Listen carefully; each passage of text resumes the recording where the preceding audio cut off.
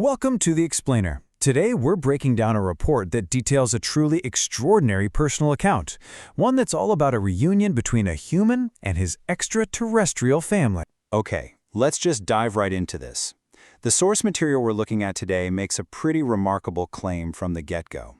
This isn't just about a visitation, you see. It's about a deep, personal connection that, according to the text, actually leads to the birth of a child.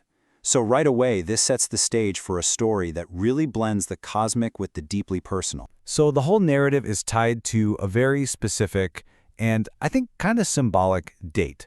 The story kicks off on the evening of Valentine's Day 2022, when an invitation arrives from, well, a completely different world. The journey starts right here on Earth. Dakota's own son, Michael, shows up to act as an escort. From there, it's a super swift trip off-world, moving from a smaller ship to a big mothership that's waiting in orbit. This whole trip really serves as the bridge, taking us from what's familiar to the truly celestial setting for the main event. So, once aboard this ship, the report gets right to the heart of the matter. The entire reason for this whole journey, as it's described, was for a reunion between Dakota and his star wife, Ivina. Let's try to picture the scene being laid out here. Michael leads Dakota into a room, and there's Ivina waiting for him. The account really makes a point to say the atmosphere is just filled with a profound sense of love. So right away, this is framed not as some sterile scientific meeting, but as a deeply emotional one. And this is where the encounter, at least according to the document, takes a really interesting turn. One that kind of beautifully blends the otherworldly with the deeply familiar. The report describes the room itself actually transforming. All of a sudden, you've got these swirling lights and music filling the air, creating this completely immersive, multi-sensory atmosphere for the reunion. And this is just brilliant. It really illustrates this key theme of cultures crossing over.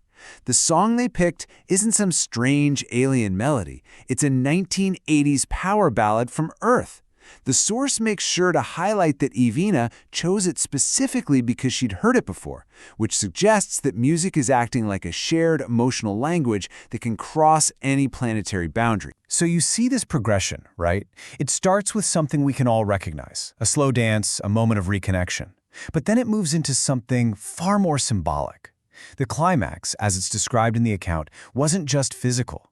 It was a transformation into pure light, which is interpreted as a union of their very souls. So, where does the story go from there? Well, a few months after this whole encounter, the report claims a pretty significant life-altering development happened. And the result of that union? The conception of one new child. Now, this new child, a daughter they named Irina, isn't just a personal milestone in this story. According to the source, her very existence is meant to serve a higher purpose, to build a bridge between Dakota's two worlds. To really get the next part, we've got to understand this key concept from the source text. It's called an envoy incarnation. The idea is that Dakota's partner on Earth, who's only identified as L, is a kind of physical stand-in, almost like an avatar for his star wife, Ivina. And this theory is absolutely central to connecting his two very different lives. So here's the crucial part, how all these pieces are meant to connect. The source lays out this logic. Irina is born up in space. She then visits L, Dakota's partner here on Earth, and that visit is interpreted as the proof, as the validation, that L truly is the envoy of Ivina, which in turn strengthens and legitimizes the connection between Dakota's two families. This all brings us to a pretty natural question. Why would you share such a deeply personal and, let's be honest, extraordinary story with the public? Well, the source text gives us a direct answer from Dakota Franson himself. The motivation here, as it's stated, was really twofold.